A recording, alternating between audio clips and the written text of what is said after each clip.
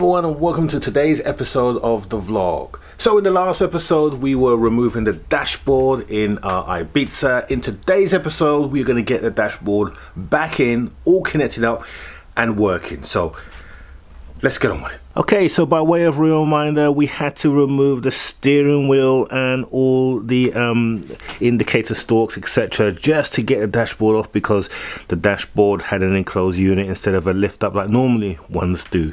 So it was quite heavy duty in getting this out. And of course we had the old sensor at the top of the vehicle over there, the light sensor, which tells the car if it's dark or not. Those are always pigs to undo, but they're really easy to fit back, because you just literally stick the connector through and then slide it in on the top. So it should be a lot easier putting the dashboard back, but maybe I've just jinxed myself by saying that. But let's crack on and do that.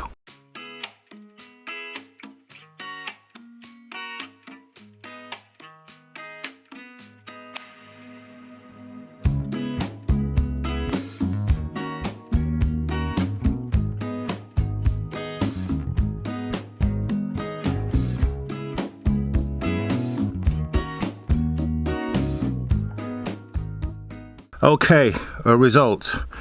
I had to turn the camera off actually, because this dashboard fought me all the way. In the end, to get the dashboard in and to get this wire at the top here, this is the wire for the light sensor, to get that through, I had to unclip the vent at the top there. And then, yeah, it was just a case of lining it up, but now it's all lined up. So basically all the bolt holes that need to be used, they're now in a position that I can just bolt up. I can now do the airbag that's underneath there, and it's relatively in position, just waiting for screws now to just nip it up. So I'm going to do that right now, and then we can start plugging in some of the hi-fi and all sorts. Cool.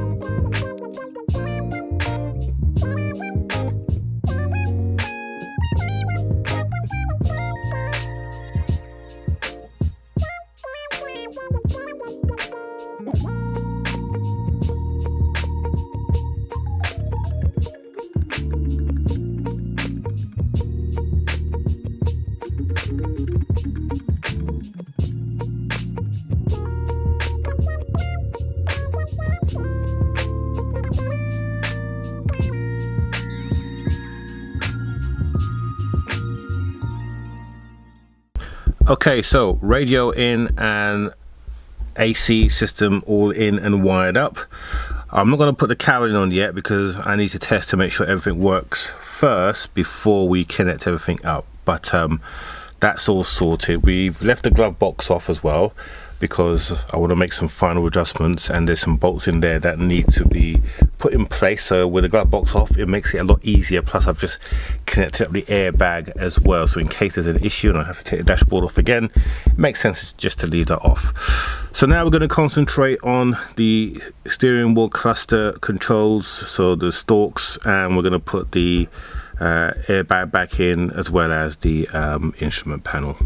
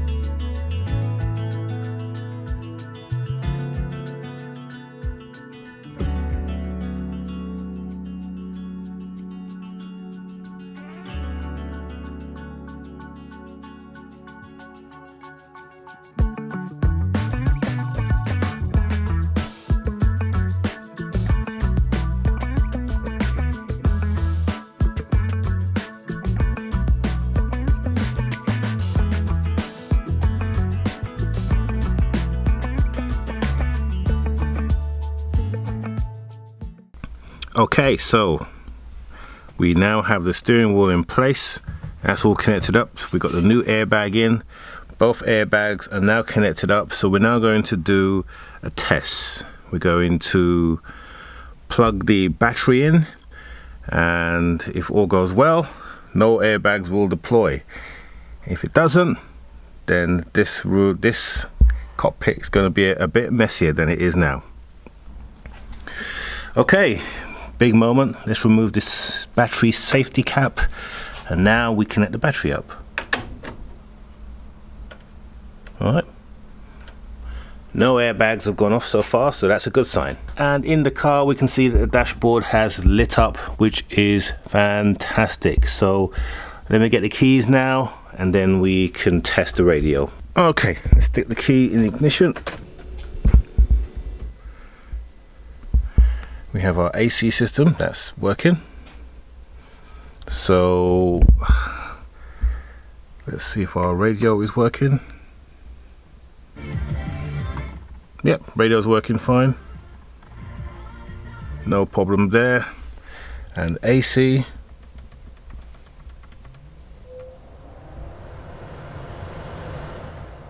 That's working as well, so I can put it on auto.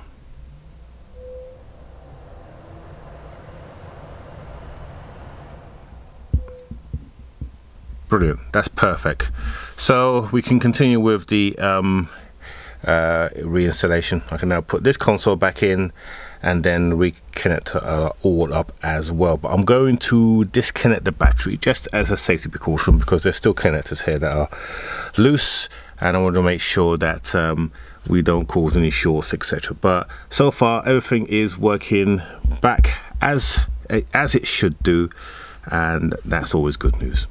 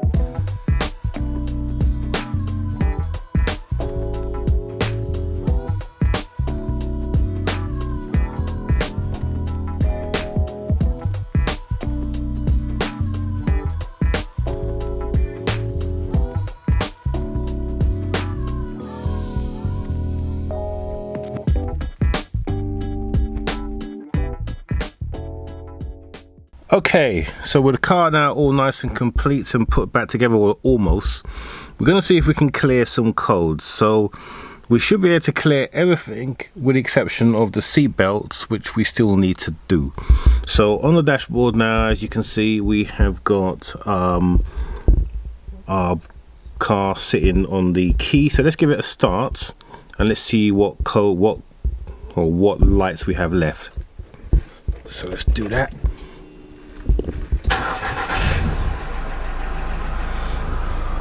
Okay, so essentially the main light that we can see there is our airbag one. So that's the one that we need to clear. So let's just turn the car off now.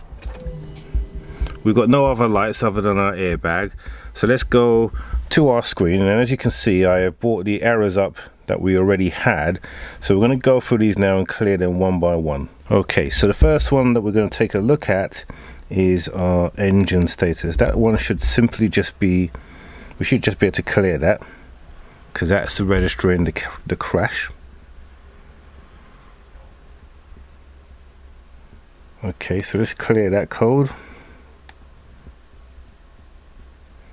It's telling us no fault found. Let's just confirm that.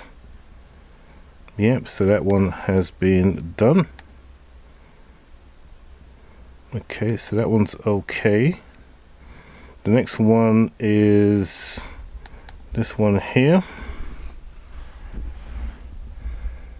Refrigerant pressure low. Now I did notice that I didn't feel the air conditioning working very well, so it might just need topping up. I'm going to clear it and see what happens. Okay, so let's go back to that. So it says no code, so we might have to start the car up again and check that. The next one is Central Electrics. Let's see what we find on this one.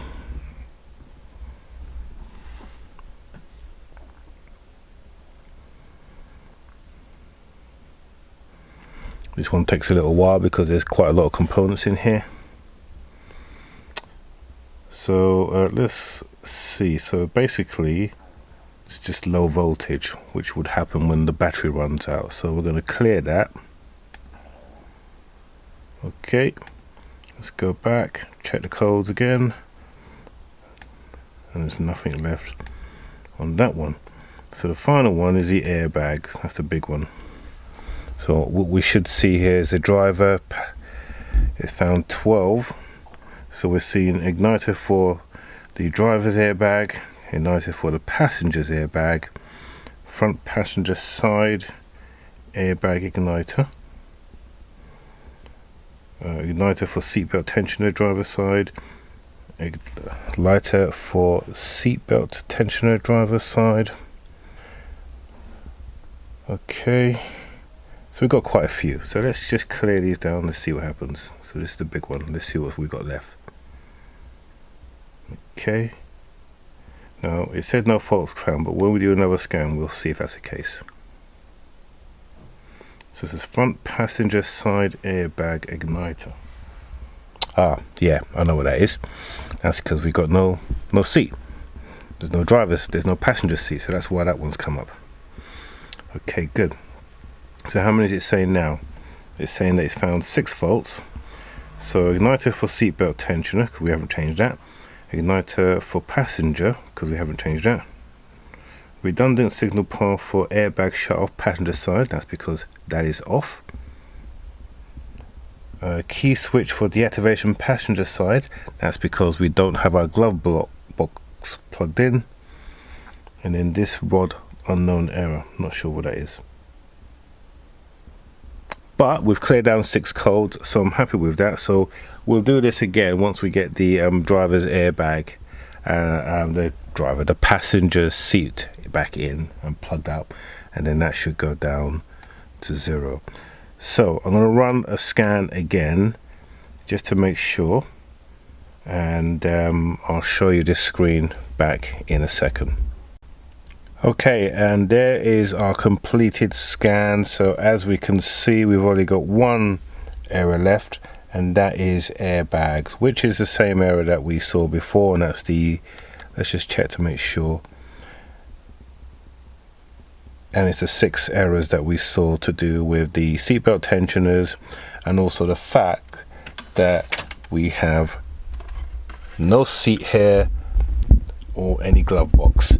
So the glove box is not plugged in, which means that the seat belt, turn off the airbag from the passenger seat, you can't do that at the moment, and so that's what one of these errors are here. So very pleased with that. We've cleared out all the errors, and we didn't need the airbag module.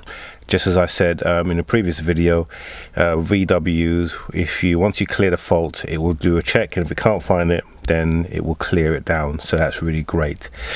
Good. Okay, so I think that's about it for today.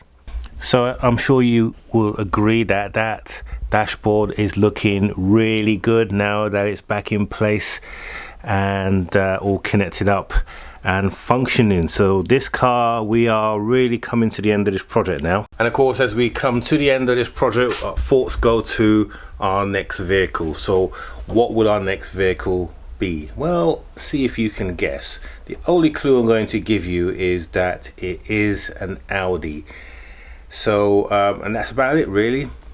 Not going to give you anything more than that, but see if you can guess what type of Audi it is. It's big, that's all I can say. In size, not in yeah, it's a big car.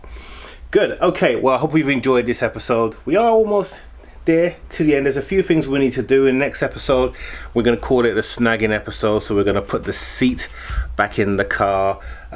There's a couple of little marks I want to have a go at. One of them is there's some lacquer that's come away from the vehicle. I don't know how this happened, whether there's been something on the vehicle, but we'll take a look at that and then we'll see what we can do. There's some tips that I've found that I'm going to try, because we like to try on this channel, and if it's as successful as the bumper, then I think it's going to go down very well. As always, don't forget to subscribe down here, give us a like, and click on that notification bell if you are a casual viewer. So I hope you've enjoyed this episode, and we will see you on the next one.